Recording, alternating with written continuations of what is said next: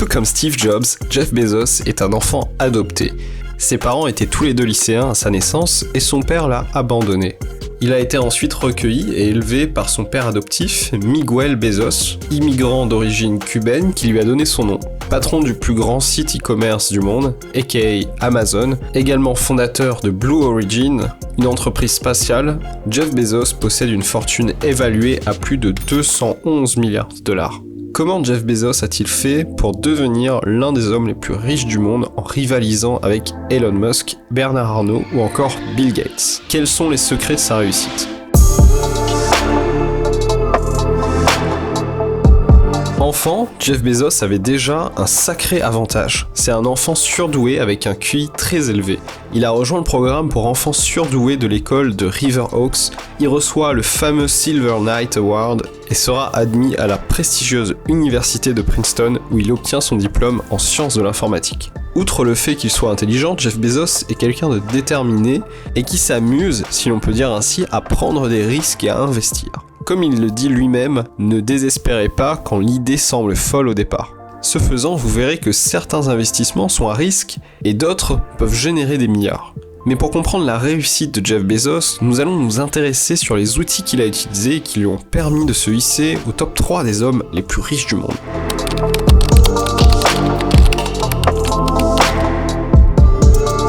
Jeff Bezos est quelqu'un de déterminé et sa force de caractère n'est plus à prouver. Il a occupé plusieurs postes, notamment dans la finance et l'informatique, et à chacune de ses carrières, il s'est hissé encore plus haut. Il ne reste jamais trop longtemps au même poste. Analyste financier chez Bankers Trust Company au début, il a fini par devenir le vice-président de l'entreprise quelques années plus tard. Il quitte peu de temps après la vice-présidente de Bankers Trust Company et rejoint The Show en tant que simple analyste financier. Une aventure qui n'aura duré que 4 ans. Car quelque chose d'autre a attiré l'attention de Jeff Bezos et l'a poussé à quitter la rat race. C'était en 1994 et Jeff Bezos, comme tout autre milliardaire, clin d'œil à Jack Ma, a vu tout le potentiel que pourrait apporter Internet. C'est ce qui le pousse à prendre une décision qui va changer sa vie, créer sa propre entreprise. Et tout comme la naissance de Google, Apple ou du groupe légendaire Nirvana, Amazon est aussi né dans un garage. Maintenant, comment l'entreprise Amazon a-t-elle fait pour devenir le leader incontesté du e-commerce, générant des milliards de dollars chaque année? Jeff Bezos dévoile son secret.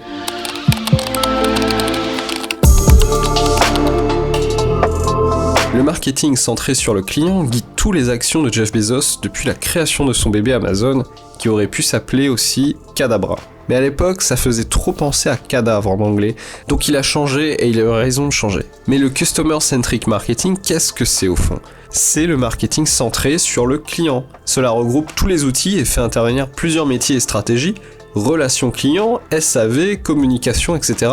En d'autres termes, c'est le fait de récolter les données clients, analyser leur comportement, comprendre leurs besoins, les prioriser, en adaptant en même temps ses services et produits pour correspondre exactement à ce que le client veut vraiment. Le marketing centré sur le client ne suffit pas pour Jeff Bezos. Un autre élément doit guider l'ensemble.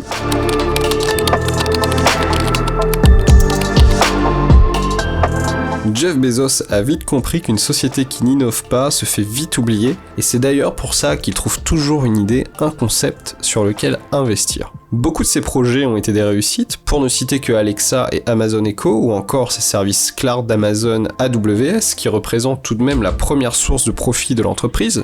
Cette culture tournée vers l'innovation est l'un des leitmotifs du patron d'Amazon. Il n'hésite pas à investir des millions de dollars pour des projets innovants, même s'il ne sait pas exactement ce qui va concrètement se produire. Le Fire Phone fait partie de ces projets innovants que Jeff Bezos a voulu lancer. Commercialisé au milieu de l'année 2014, ce smartphone a nécessité des années de développement et bien sûr des millions de dollars d'investissement. Sur le papier, l'Amazon Fire Phone est doté de fonctionnalités intéressantes, dont le fameux écran à effet 3D. Mais voilà, à l'utilisation, le smartphone ne tenait pas ses promesses et le système d'exploitation, Fire OS, ne venait pas arranger les choses. Résultat, l'Amazon Fire Phone est l'un des plus grands échecs d'Amazon, poussant la firme à des pertes s'élevant à plusieurs millions d'euros. Comment Jeff Bezos a-t-il réagi face à cet échec et comment Amazon s'est-elle redressée ? L'échec du Fire Phone est certes un gros coup dur pour Amazon à cette époque, mais Jeff Bezos a très bien réagi. D'abord, malgré les ventes catastrophiques aux USA, Jeff Bezos se dit que quelques mois ne suffisent pas pour juger si un produit est un échec ou non.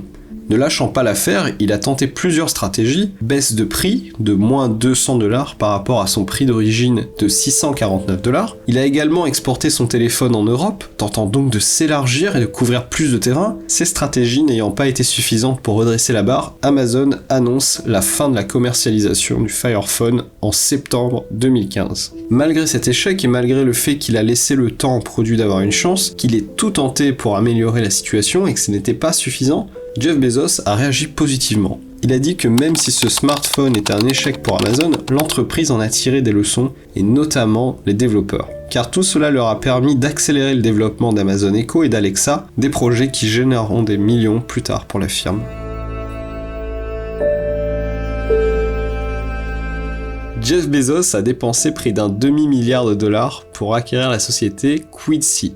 Voyant en cette entreprise un nid de rentabilité potentielle, Quidsi possédait plusieurs sites web, diapers.com, vague.com, soap.com, yoyo.com, positionnés sur des niches spécifiques. L'acquisition a eu lieu en 2011 et 545 millions de dollars à cette époque, équivalent aujourd'hui à environ 673 millions de dollars, une belle somme qui ne sera jamais rentabilisée.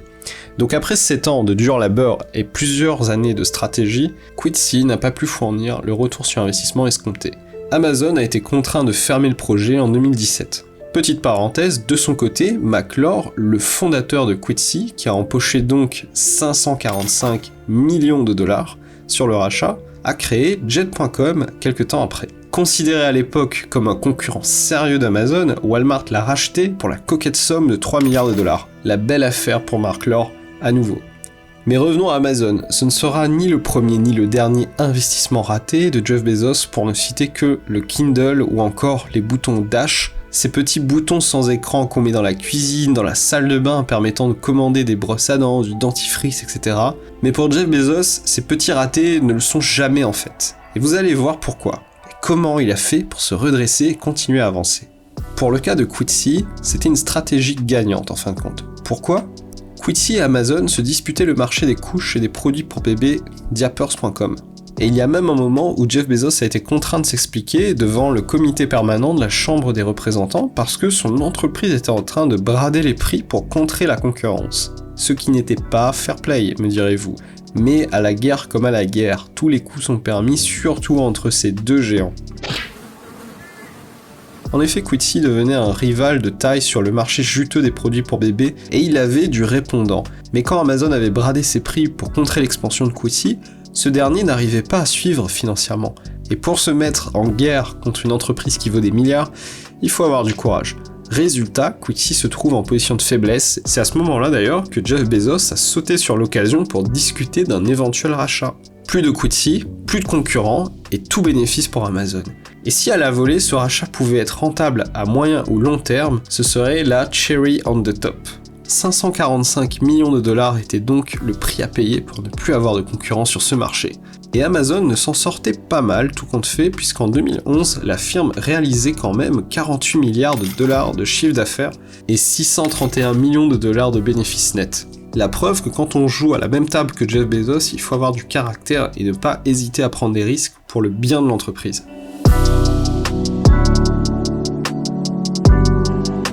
Jeff Bezos n'est pas devenu l'un des hommes les plus riches du monde par miracle ou par chance. C'est quelqu'un de déterminé, tourné vers l'innovation en continu et qui comprend parfaitement ce qu'est une entreprise customer-centric.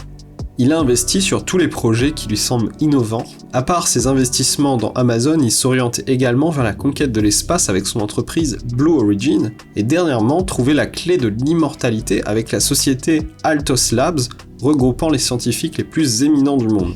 En même temps, sa fortune chez Amazon qu'il ne dirige plus, oui, il ne reste jamais au même poste trop longtemps, augmente au fur et à mesure que la société rencontre du succès. Vous aussi, vous pouvez mener votre business au sommet et rencontrer du succès dans votre domaine en appliquant les outils que Jeff Bezos a utilisés.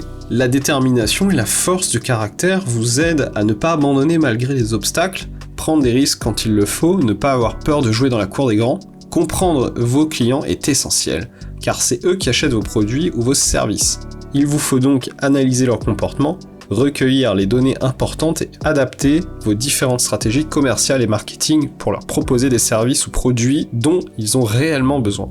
Pensez comme Amazon, Starbucks ou Hilton qui utilisent la stratégie d'entreprise centrée client comme moteur de succès. Comme Amazon, vous pourrez même peut-être prédire des besoins que vos clients n'osent même pas encore demander. Enfin, savoir innover est l'arme secrète qui vous permettra de vous démarquer de vos concurrents.